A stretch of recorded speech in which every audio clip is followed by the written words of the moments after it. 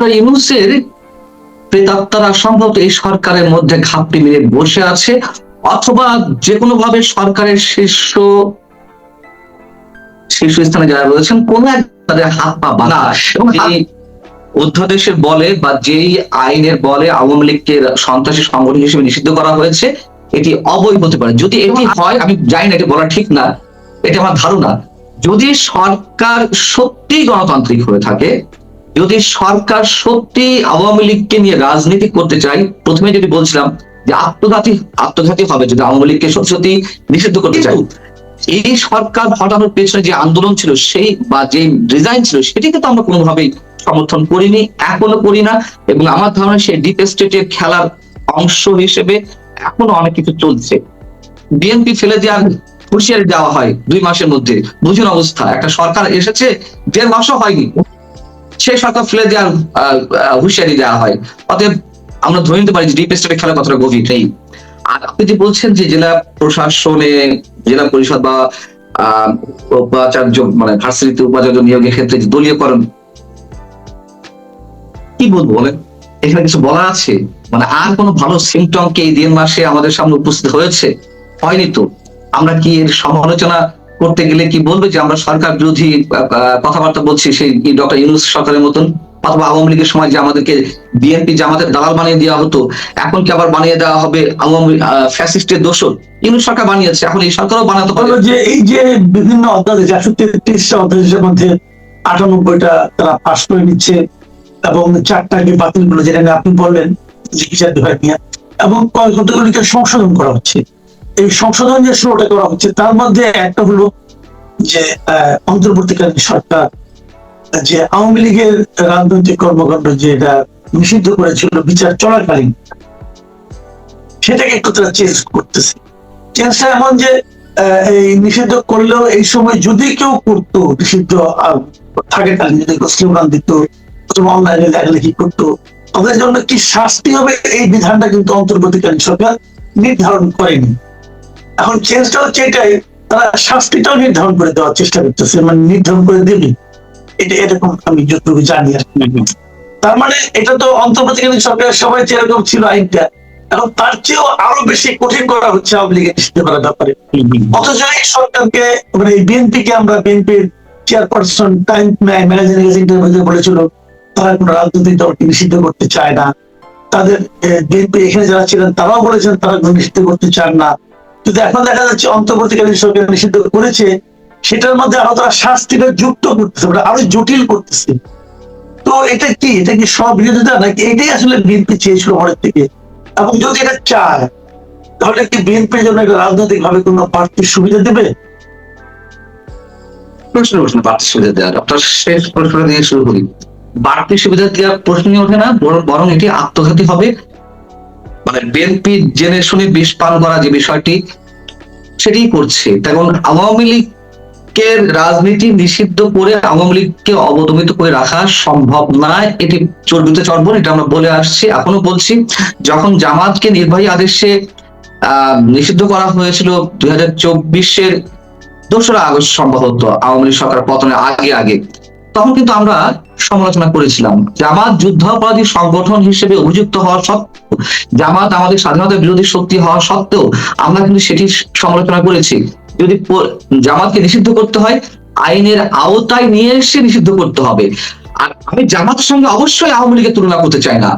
আওয়ামী লীগের বিরুদ্ধে মানে ওই সরকার থাকাকালীন অবস্থা অনেক ধরনের অভিযোগ আছে, গুরুতর অভিযোগ আছে, সব ঠিক আছে, কিন্তু আমি কোনো অবস্থায় স্বাধীনতা বিরোধী শক্তির সঙ্গে, জামাতের সঙ্গে আওয়ামী লীগের তুলনা করব না।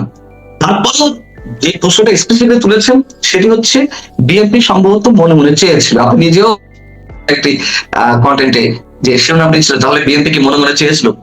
সম্ভবত চেয়েছিল। তার কারণ যখন আওয়ামী লীগ নিষিদ্ধের বিষয়টি ওঠে তখন বিএনপি উদারতার পরিচয় দিচ্ছিল না, আমরা কোন রাজনৈতিক দলকে নিষিদ্ধ করার পক্ষপাতী না।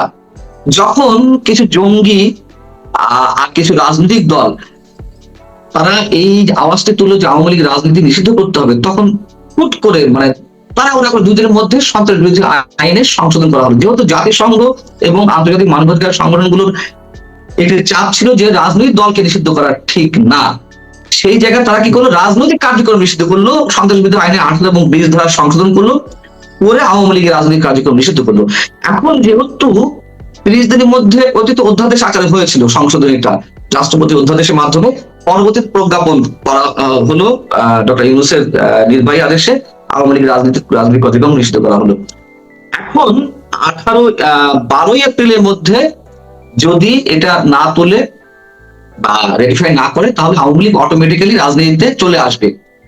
এই জন্য সেটি আইন করা হচ্ছে যে সন্ত্রাসবিরোধী অভিযোগে রাজনৈতিক কার্যক্রম নিষিদ্ধ থাকার বিষয়, এবং এর সঙ্গে শাস্তি বিষয়টা সংযোজিত করা হচ্ছে। আপনি দেখুন, এই আওয়ামী লীগ আওয়ামী লীগের রাজনৈতিক কার্যক্রম নিষিদ্ধ হওয়ার পর থেকে অসংখ্য নেতাকর্মী, সাধারণ মানুষও যারা রাজনীতির সঙ্গে যুক্ত ছিলেন না, তাদেরকেও আটক করা হয়েছে বিভিন্ন লেনদেনের জায়গা থেকে। চাঁদা চেয়েছে, পায়নি, তাকে ধরে আওয়ামী লীগের সাজিয়ে ধরা হয়েছে, এই সন্ত্রাসবিরোধী আইনে দেওয়া হয়েছে।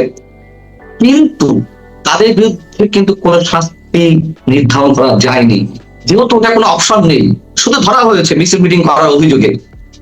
আমার সাথেও জেলের মধ্যে অনেকেই ছিলেন যারা ওই মাসের পর মাস এখনো পর্যন্ত কারাগারে রয়েছেন, এখনো পর্যন্ত তাদের বিরুদ্ধে নতুন নতুন মামলা যাচ্ছে। এখন তাদের শাস্তি বিধান করা যাচ্ছে না, শাস্তি দেওয়া যাচ্ছে না, ওই যে অপশন তো নেই। এই জন্য শাস্তির বিধানটি যুক্ত করা হচ্ছে। নিষিদ্ধ রাজনৈতিক সংগঠনের নেতা কর্মীদের বিরুদ্ধে শাস্তির অপশনটি আছে, কিন্তু রাজনৈতিক কার্যক্রম নিষিদ্ধের সংগঠনের সাথে যারা জড়িত পলিটিক্যাল অ্যাক্টিভিটিসে থাকবে, তাদের কোনো শাস্তি বিধান নেই। এই জন্য এটি জড়িত করা হচ্ছে, রেটিফাই করা হচ্ছে, নতুন করে সংযোজিত করা হচ্ছে। এখন আওয়ামী লীগ অটোমেটিক্যালি চলে আসতো। এটি করে কি হবে, এই সরকারকে নতুন করে প্রজ্ঞাপন জারি করতে হবে যদি আওয়ামী লীগের রাজনীতি ওপেন করতে চায়। অর্থাৎ আওয়ামী লীগকে নিয়ে বর্তমান সরকার একটু খেলবে, তারা যাতে একটু নতজানু হয়, নাকে দড়ি দিয়ে ঘোরানো হবে, সেই কাজগুলো করছে। আরেকটি বিষয় হতে পারে, যদি এটি হয়, আমি জানি না, এটি বলা ঠিক না, এটা আমার ধারণা, যদি সরকার সত্যি গণতান্ত্রিক হয়ে থাকে, যদি সরকার সত্যি আওয়ামী লীগকে নিয়ে রাজনীতি করতে চায়, প্রথমে যদি বলছিলাম যে আত্মঘাতী হবে যদি আওয়ামী লীগকে সত্যি নিষিদ্ধ করতে চায়, সেই জায়গায় যদি অনুধাবন করে থাকে, সম্ভবত বলটি আদালতের কোর্টে দিতে চাইছে। সম্ভবত, আমি যদি পজিটিভলি ধরি, এখন এটি আইন হবে, আওয়ামী লীগ আরো একটা আনসার্টেনিটির মধ্যে চলে যাবে, কবে রাজনৈতিক নিষেধাজ্ঞা কার্যক্রমের রাজনৈতিক কার্যক্রমের নিষেধাজ্ঞা বিষয়টি উঠবে না উঠবে। তখন আওয়ামী লীগ হয়তো আদালতে যাবে, আদালতে গিয়ে তারা এটির বিরুদ্ধে রিট করবে। তখন হয়তো আদালত নির্দেশ জারি করবে যে না, যেই অধ্যাদেশের বলে বা যেই আইনের বলে আওয়ামী লীগকে সন্ত্রাসী সংগঠন হিসেবে নিষিদ্ধ করা হয়েছে, এটি অবৈধ। যখন আদালতের রায় চলে আসবে, তখন আওয়ামী লীগ ওপেন হয়ে যাবে। তখন সরকার বলতে পারবে যে না, আমরা তো কিছু করিনি, এটা আদালতের নির্দেশে আওয়ামী লীগ ওপেন হয়ে গেছে। জামাত এনসিপি যে চাপটা দিত সরকারের উপরে, সেটি হয়তো হবে না। আমি বলছি, আমাদের আশাবাদের জায়গা থেকে, গভর্নমেন্টের প্রতি যদি গণতান্ত্রিক মনোভাবের জায়গা যদি আমাদের আস্থা থেকে থাকে, সেই জায়গা থেকে বললাম, হতে পারে, অস্বাভাবিক কিছু না। আশাবাদ আপনি করছেন, কিন্তু এত কিছু তো কোনো দরকারই ছিল না যদি এবার এটা না তুলতো। এই 15 দিন না তুলতো, এনসিপি জামাত বলতো যে ডক্টর ইউনূস নিষিদ্ধ করেছিল সন্ত্রাসী সংগঠন, আওয়ামী লীগের রাজনৈতিক কার্যক্রম নিষিদ্ধ করেছিল, আর তারেক রহমান এসে ফ্যাসিবাদকে সুযোগ করে করেন। খুব মজার একটা ব্যাপার আছে, সেটাও কেটে নিয়ে আলোচনা আমাদের দীর্ঘ চলতে থাকবে, তো ওইটুকু বলে আমি শেষ করি। যে অধ্যাদেশটা করেছিল, সেখানে বলা হয়েছিল যে যতদিন বিচার কার্য শেষ না হবে, ততদিন পর্যন্ত তাদের রাজনৈতিক কর্মকাণ্ড নিষিদ্ধ হবে। তো একটা প্রশ্ন, বেসিক প্রশ্ন, বিচার কার্য তো শুরুই হয়, মামলা কি হয়েছে? হয়তো নাই। এখন যদি আগামী 10 বছর বিচার কার্য শুরু না হয়, তাহলে 10 বছর থাকবে। কয়েকটি রায় হয়েছে, হ্যাঁ, এটা শান্ত রায়, এটা তো বোগাস। পুরো জুলাই আন্দোলন, শুনুন ভাই, শেখ হাসিনা সরকারের পরিবর্তনটা অনেকেই চেয়েছিলেন, এবং আমরাও চেয়েছিলাম যে এইভাবে নির্বাচনহীন অবস্থায় একটা সরকার যুগের পর যুগ থাকবে, বছর পর বছর থাকবে, এটা হতে পারে না। নির্বাচনের মাধ্যমে আওয়ামী লীগ আবার আসবে, কিন্তু এই সরকার হটানোর পেছনে যে আন্দোলন ছিল, সেই বা যে ডিজাইন ছিল, সেটিকে তো আমরা কোনোভাবেই সমর্থন করিনি, এখনো করি না। এবং আমার ধারণা সেই ডিপ স্টেটের খেলার অংশ হিসেবে এখনো অনেক কিছু চলছে।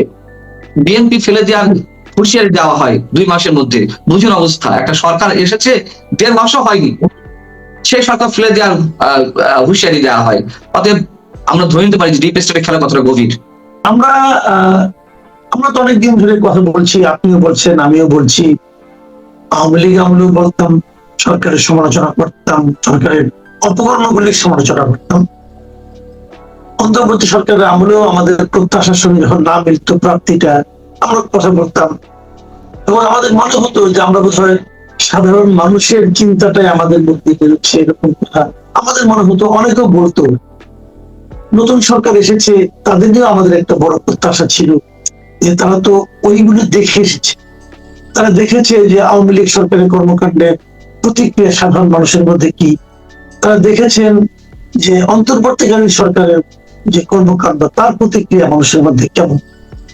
তো আমাদের কিন্তু একটা প্রত্যাশাই ছিল যে অনেক ঝড়ঝাপটা পেরিয়ে এই সরকারটা এসেছে, ওনারা বুঝতে পারবেন পিপুলস এর পালসটা কি, সাধারণ মানুষ কি চায়, আসলে সাধারণ মানুষ কি দেখতে চায় না।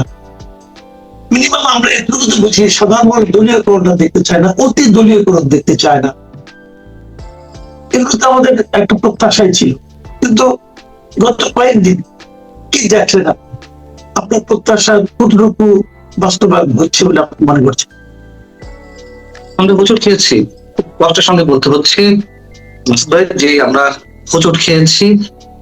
এবং কথা আমরা বলেছিলাম, বিশেষ করে আপনি বলেছিলেন, আমিও বলেছিলাম যে 15 দিনের মাথায়, 20 দিন, 1 মাসের মাথায় এসে যখন অন্যান্য টেলিভিশন বা কোন গণমাধ্যমের পক্ষ থেকে আমাদের রিয়াকশন জানতে চাওয়া হচ্ছিল, আমরা বলেছিলাম যে আমরা এই মুহূর্তে সমালোচনা করতে চাই না, আমরা এই গভর্নমেন্টকে সময় দিতে চাই।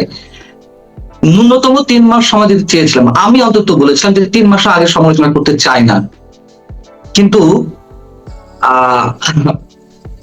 আমরা বোধহয় এখন সরি বলতে বাধ্য হচ্ছি যে 3 মাস সময় আমরা দিতে পারছি না। তখন এই যে 1 মাস 20 দিন সময় হলো, 18 ফেব্রুয়ারি এই গভর্নমেন্ট ওত নিল, তারপরে 1 মাস 20 দিন হলো, এর মধ্যে কিন্তু অনেক কিছু ঘটে গেছে। হয়তো ওভারলুক করা যায়, কিন্তু সাম্প্রতিক সময়ে এসে মানে গত 8-10 দিনের মধ্যে যা কিছু ঘটছে, এখন আসলে সমালোচনা না করে পারছি না। তার কারণ অনেকে বলছেন, অনেকে আমরা এই শব্দ উচ্চারণ করতে চাচ্ছি যে তারেক রহমান সরকার যেন ডক্টর ইউনূস সরকারের এক্সটেনশন না হয়। ডক্টর ইউনূসের 18 মাস তো আমাদের শ্বাসরুদ্ধকর অবস্থায় গেছে সব দিক থেকে। এবং আপনি যেটা বলছেন যে মানুষের একটা আকাশচুম্বী প্রত্যাশা না হোক, মোটামুটি একটা প্রত্যাশা ছিল না আওয়ামী লীগের যে নানান ধরনের অপকর্ম, বিভিন্ন ধরনের অভিযোগ তাদের বিরুদ্ধে, সেখান থেকে ডক্টর ইউনূসের প্রতি একটা প্রত্যাশা ছিল। ডক্টর ইউনূস তো সেই প্রত্যাশার ধারে গেছে না, বরঞ্চ দেশটাকে পিছিয়ে দিয়ে গেছে নানান দিক থেকে। এগুলো তো আমরা আলোচনা করেছি। এখন সেই ডক্টর ইউনূসের প্রেতাত্মারা সম্ভবত এই সরকারের মধ্যে ঘাপটি মেরে বসে আছে, অথবা যে কোনো ভাবে সরকারের শীর্ষস্থানে যারা রয়েছেন কোন এক তাদের হাত পা বাঁধা। এবং হাত পা বাঁধা কোথায়, আমি এক জায়গা থেকে বলি, একটা এক্সাম্পল দিই। সেটি হচ্ছে যে শুল্ক চুক্তি, মার্কিন শুল্ক চুক্তি, মানে যুক্তরাষ্ট্রের সঙ্গে আমাদের যে শুল্ক চুক্তি হয়েছে, এটি ডক্টর ইউনূস সরকারের সময় থেকে আমরা বলে আসছি। আমি অসংখ্যবার বলেছি যে নেক্সট যে গভর্নমেন্ট আসছে, এবং আমরা ধরেই তো নিয়েছিলাম যে বিএনপি ক্ষমতা আসছে, যদি ন্যূনতম একটা ফ্রি ফেয়ার নির্বাচন হয়, যদি বিএনপি ক্ষমতা আসে, তাহলে সেই বিএনপি গভর্নমেন্টের ডানা ছেড়ে ফেলা হলো। এবং আমরা দেখছি ডানা সম্ভবত ছেটে ফেলাই হয়েছে, এই কথাই বাস্তবায়িত হয়েছে। মার্কিন শুল্ক চুক্তি, আপনি দেখুন যে আমরা তেল কিনবো রাশিয়ার কাছ থেকে, যুক্তরাষ্ট্রের অনুমতি নিতে হয়। হ্যাঁ, আবার ডক্টর খলিলুর রহমান এসে এখন বলছেন যে এর মধ্যে কোনো গোপনীয়তা নেই। এই গোপনীয় শব্দ নিয়ে আমরা 1 বছর ধরে তর্ক বিতর্ক করলাম, এখন বলতে কোনো গোপনীয়তা নেই। তার মানে কি? যদি গোপনীয়তা না থাকে, তাহলে পুরো চুক্তিটা পাবলিক করতে সমস্যা নেই, পাবলিক জানাই দেয় চুক্তিতে কি কি আছে না আছে। সেটাই তো কথা। এবং পরবর্তীতে একটা পর্যায়ে এসে তারা না জানালেও মোটামুটি এটি ওপেন সিক্রেট হয়ে গেল কি কি ছিল সেখানে। আমরা তেল কোত্থেকে কিনতে পারবো, আমরা আমাদের আগ্নেয়াস্ত্র কোত্থেকে কিনতে পারবো, আমরা আমাদের পারমাণবিক বিদ্যুৎ কেন্দ্রের জন্য যে সাপোর্টিং লজিস্টিক সাপোর্ট গুলো, সেগুলো আমরা কোত্থেকে নিতে পারবো, এই সব কিছু যুক্তরাষ্ট্রের অনুমতি ছাড়া কিছুই করতে পারবো না। এবং সেটাই হচ্ছে, এই গভর্নমেন্ট আসার পর সেটা দেখলাম যে আমরা তেল কিনবো এই ক্রাইসিসের মোমেন্টে, সেখানে যুক্তরাষ্ট্রের কাছে আবেদন জানানো হলো। কিন্তু পরবর্তীতে এসে বলা হলো যে না, আমরা এমন কিছু বলিনি।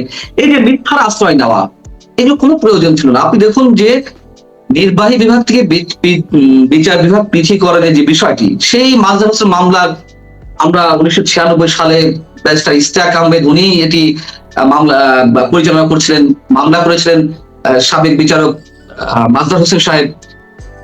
সেই 96-97 থেকে শুরু করে 3 দশক কেটে গেল, কোনো গভর্নমেন্টই বিচার বিভাগকে আলাদা করতে চায় না। এবং আমি জুলাই সনদকে এতটুকু গুরুত্ব দিই না, বিন্দু মাত্র গুরুত্ব দিই না, বিকজ এটি গড়ে উঠেছে একটা প্রতারণার উপরে। এবং এই জুলাই সনদকে একটা বিশেষ গোষ্ঠী ব্যবহার করতে চাইছিল, রাষ্ট্রীয় ক্ষমতা নিয়ন্ত্রণ থেকে শুরু করে আরো অনেক কিছু।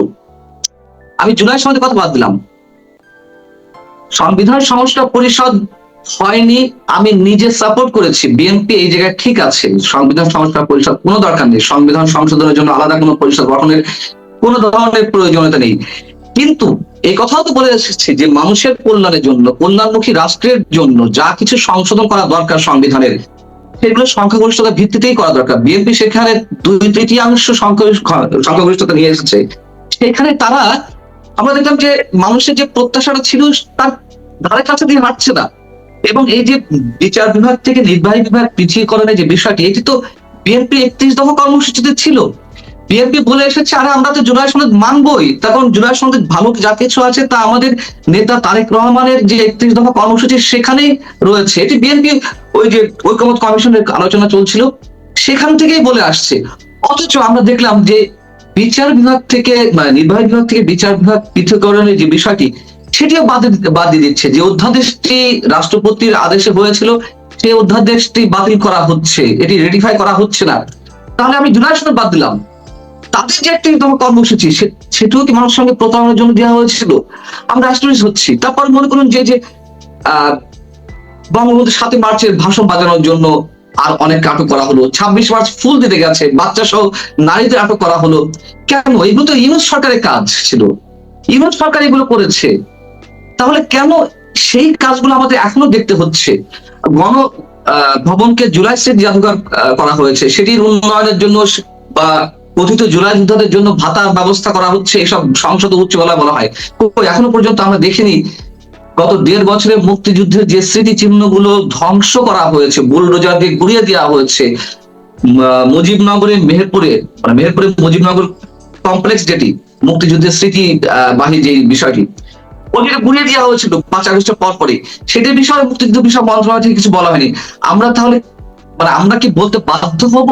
আমি প্রশ্ন করছি কিন্তু যে এই সরকার ডক্টর ইউনূসের এক্সটেনশন, আমরা তেমন কিন্তু ভাবতে চাই না। অতএব এর মধ্যে অনেক বিষয় জড়ো হয়েছে। তারপরে যুদ্ধাপরাধের বিষয় শোক প্রস্তাবনা হলো, আমরা তো ধাক্কা খেয়েছি, আমরা ভাবতে চাই না, আমরা এমনটা ভাবতে চাই। শুনুন, ইতিহাস নিয়ে যা কিছু করছে, কে স্বাধীনতা ঘোষক, কে স্বাধীনতা নেতৃত্ব দিয়েছে, এগুলো চর্বিত চর্বণ 55 বছর ধরে হচ্ছে। এগুলো দিয়ে তারা যদি লাভবান হতে পারে হোক, আমাদের কোনো আপত্তি নেই। কিন্তু আমাদের মূল যে ইতিহাস, সেটি কেন পরিবর্তন করা হবে? সেই জায়গাতেও আমরা দেখছি যে মানুষের সঙ্গে এগুলো নিয়েও রাজনীতি হচ্ছে। আচ্ছা, একটা জিনিস আমরা দেখছি যে একটা দলীয়করণের ব্যাপার, যেটা আমরা বিভিন্ন ক্ষেত্রে দেখলাম, যে সিটি কর্পোরেশন গুলিতে দলীয় প্রশাসক নিয়োগ করা হলো। তারপরে আপনার জেলা পরিষদে, সবগুলি জেলা পরিষদে নিজস্ব দলীয় প্রশাসক নিয়োগ করা হলো, যারা নির্বাচনে হেরে গেছে তেমন লোককে বসিয়ে, যাকে মনোনয়ন দেওয়া যায়নি তেমন লোককে বসিয়ে পুরস্কৃত করা হলো। আবার দেখলাম পাবলিক বিশ্ববিদ্যালয়গুলিতে ভিসি নিয়োগ করা হলো দলীয় লোক। এবং সর্বশেষ আমরা দেখলাম যে ক্রিকেট বোর্ডের যে কমিটি, সেই কমিটিতেও হঠাৎ করে আচমকা ভেঙে দিয়ে নতুন যে 11 জনের অ্যাডহক কমিটি গঠন করা হলো, সেখানে 3 মন্ত্রীর ছেলে, 1 প্রতিমন্ত্রীর বউ এবং আরো অনেককে, যেগুলো যাদের সবারই দলীয় কোনো না কোনো পরিচয় এবং অথবা সংশ্লিষ্টতা আছে, এগুলো নিয়োগ করা হলো। তো এগুলি কি দেশকে আপনার খুব ভালো গণতান্ত্রিক একটা প্রক্রিয়ার মধ্যে নিয়ে যাচ্ছে বলে সেরকম কোন নমুনা আপনি এখানে দেখতে পাচ্ছেন? প্রশ্নে ওঠে না। তার কারণ যা কিছু আগে ঘটেছে তারই পুনরাবৃত্তি শুরু হয়েছে। মর্নিং শোজ দ্য ডে একটা কথা তো আছে, তাই না? সেই পুরনো কথাটি আমাদেরকে বারবার উচ্চারণ করতে হয়, এটা আমাদের দুর্ভাগ্য। তো প্রথমে কিছু চমক আমরা পেয়েছিলাম, আমরা খুবই আশান্বিত হয়েছিলাম যে শুল্কমুক্ত গাড়ি এমপিরা নিবেন না, মন্ত্রীরা নিবেন না, অথবা কোনো কোনো মন্ত্রী তার সরকারি বাসভবনে উঠবেন না, তারেক রহমান সাহেব তার প্রোটোকলের যে গাড়ি বহর সেই সংখ্যা কমিয়ে আনলেন। এইসব জায়গা থেকে না আমরা মানে আমাদের চাওয়ার জায়গাটা তো অল্প, মানুষের চাওয়া কিন্তু খুব বেশি না, বেসিক কিছু জায়গা পূরণ করলে হলো। কিন্তু ওই চমক দেওয়া পর্যন্তই, এরপরে আর কি? হ্যাঁ, এটি যে মানে আমাদের স্বীকার করতে হবে ফুয়েলের যে ক্রাইসিস, জ্বালানির যে ক্রাইসিস ইরান যুদ্ধকে কেন্দ্র করে, তার মধ্য দিয়ে জ্বালানি তেলের দামটা হয়তো বাড়ানো হয়নি। এটি ভালো, আমরা এটিকে অবশ্যই সাধুবাদ জানাই, এটি অবশ্যই সরকারের প্রশংসা করি, কিন্তু সেটি কাভার করবে কিভাবে সেটি একটি প্রশ্ন। দ্বিতীয়ত হচ্ছে ভোজ্য তেলের দাম বাড়ানো হয়েছে, লিটার প্রতি 10 টাকা করে বাড়ানো হয়েছে। এটি তো আবার আমরা মানে মানবো কি মানবো না, আমি মাঝে মাঝে থাকতে চাই। হ্যাঁ, একটা যুদ্ধ সংঘটিত হয়েছে, সেই জায়গায় কাঁচামাল আসতে পারছে না বা হরমুজ প্রণালী বন্ধ রাখা হয়েছে, সেখান থেকে তো আপনার অপরিশোধিত তেল আসে।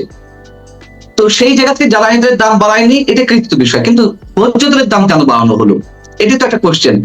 মানুষের ন্যূনতম যে জায়গাটি, আমরা দেখলাম মন্ত্রীরা বিভিন্ন তাদের দপ্তর সংশ্লিষ্ট বিভিন্ন অফিস জেলা পর্যায়ে পরিদর্শন করছেন হুটহাট করে, আমরা মনে করলাম আর ডক্টর কি না কি, কিন্তু দুদিনের মাথায় আমরা এই কথাও বললাম যে এইসব চমক দেওয়ার চেয়ে মূল কাজটি করতে হবে। আমরা দেখলাম যে না, মূল কাজের জায়গায় কেউ নেই।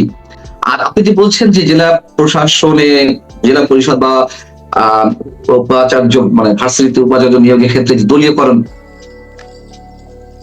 কি বলবো বলেন, এখানে কিছু বলা আছে? মানে আর কোনো ভালো সিমটম কি এই 3 মাসে আমাদের সামনে উপস্থিত হয়েছে? হয়নি তো। আমরা কি এর সমালোচনা করতে গেলে কি বলবে যে আমরা সরকার বিরোধী কথাবার্তা বলছি, সেই ডক্টর ইউনূস সরকারের মতন? অথবা আওয়ামী লীগের সময় যে আমাদেরকে বিএনপি জামাতের দালাল বানিয়ে দেওয়া হতো, এখন কি আবার বানিয়ে দেওয়া হবে আওয়ামী ফ্যাসিস্টের দোষর?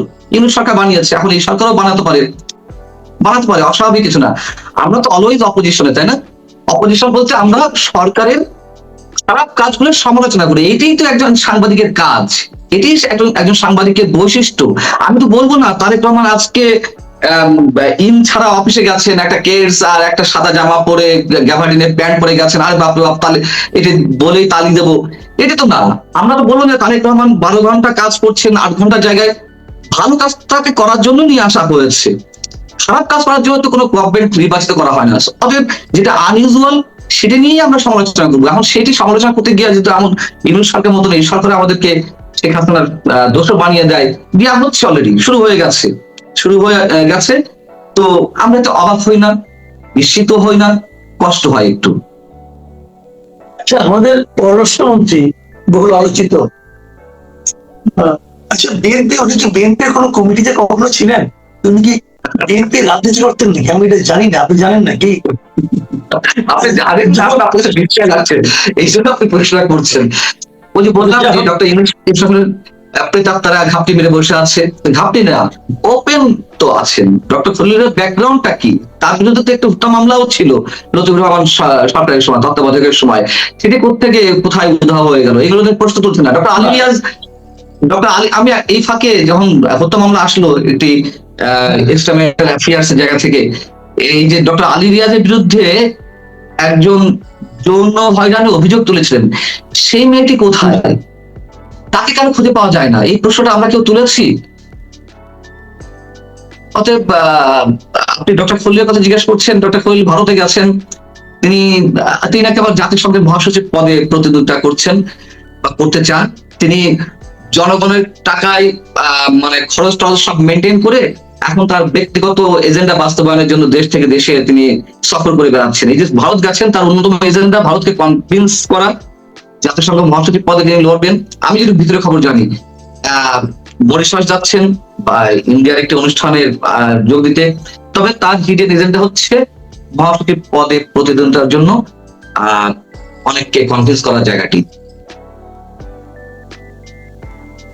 একটা বিষয় হলো কি, উনি, আমি যতটুকু পত্রপত্রিকা পড়লাম যে উনি নাকি ওইখানে নাকি কূটনৈতিক সফরে 4টি বিষয়কে বেশ প্রাধান্য দেওয়া হবে বলে বলা হচ্ছে।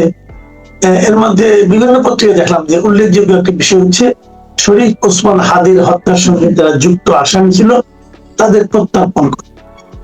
আমি একটা জিনিস বুঝি না, সেটা হলো শরীফ ওসমান হাদি যারা খুনি তাদেরকেও, তারা ওখানে আছে, ইন্ডিয়াতে আছে, তাদের কিন্তু ফিরিয়ে আনতেই হবে, বিচার করতে হবে। কিন্তু এই যে আমাদের জুলাই আন্দোলন হলো, এই জুলাই আন্দোলনে যারা হত্যার অভিযোগে অভিযুক্ত তারাও তো অনেক এখানে আছে।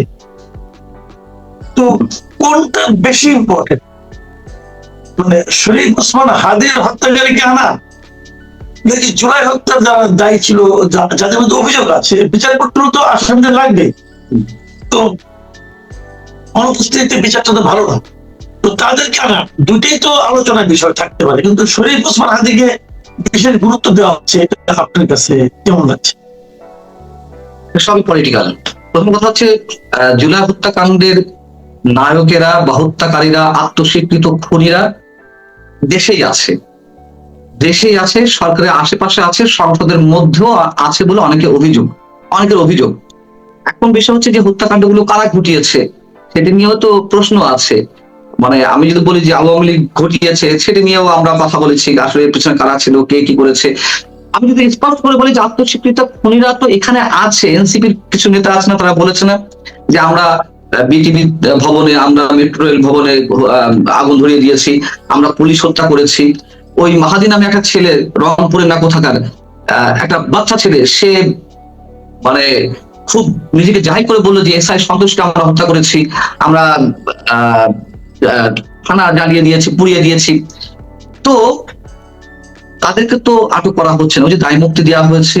এখন দায় মুক্তি যদি দেওয়া হয়ে থাকে, আমি কি করে বলবো যে ভারতে যারা আছে তারাই প্রকৃত হত্যাকারী? আচ্ছা, আমি ফর্মাল জায়গায় যদি কথা বলতে হয়, ঠিক আছে, তারা হত্যাকারী, মানে অভিযুক্ত হত্যাকারী, অন্তত মামলা হয়েছে। একটু ওসমান হাদির কথা বললেন, দেখুন এটা রাজনীতি। কারণ ওসমান হাদির হত্যাকাণ্ডে বিচারের দাবিতে ইনকিলাব মঞ্চ নির্বাচনে মাত্র 3-4 দিন আগে যমুনা ঘেরাও করে বললো যে জাতিসংঘের তত্ত্বাবধানে এই হত্যাকাণ্ডের তদন্ত করতে হবে এবং এই নির্বাচনের আগেই হত্যাকাণ্ডের বিচার করতে হবে। মানে কি বলে এটা, ছেলে মানুষ ঠিক না। মানে এটা আমি বলবো যে ইন্টেনশনালি নির্বাচনে যেখানে 3-4 দিন বাকি আছে তার মধ্যে নাকি হাদি হত্যাকাণ্ডের বিচার করতে হবে। হ্যাঁ, তাহলে কেউ তাদেরকে দিয়ে বলিয়েছে, ইচ্ছাকৃতভাবে আনরেস্ট তৈরি করা একটি বিষয় হচ্ছিল। এখন বিষয় হচ্ছে যে হাদি হত্যাকাণ্ডে মানে যারা খুনি, যারা ধরা পড়েছে এখানে, ফয়সাল সহ আরো কয়েকজন, তাদেরকে ফিরিয়ে আনার বিষয়টি এটিও রাজনৈতিক। এখন এই হত্যাকাণ্ডের সঙ্গে এমন কেউ জড়িত, আমিও বিশ্বাস করি, যারা ডিপ স্টেটের হয়ে খেলছিল অথবা ডিপ স্টেটের পরিকল্পনা অনুযায়ী হাদিকে হত্যা করা হয়েছে। নয়তো হাদি এমন কোনো ফিগার না যে হাদিকে হত্যা করতে হবে ওই সময়। তো এটা তখন দেশকে একটা অস্থির তৈরি করে নির্বাচন পিছিয়ে দেওয়ার একটা পরিকল্পনা ছিল। এবং কারা হত্যা করেছে এটি গভর্নমেন্টের কাছে মোটামুটি পরিষ্কার। তাদেরকে ধরে নিয়ে এসে যারা এখন গভর্নমেন্টের বিরুদ্ধে নানান ধরনের হুঙ্কার ছাড়ছে, হুঁশিয়ারি উচ্চারণ করছে, রাজপথ উত্তপ্ত করা ঘোষণা করছে, তাদেরকে একটু মার প্যাচে ফেলার জন্য সম্ভবত এখন হাদি হত্যার যারা হত্যাকারী, মানে খুনি, তাদেরকে ফিরিয়ে আনার বিষয়ে অগ্রাধিকার দেওয়া হচ্ছে। এছাড়া আর কোনো কারণ নেই।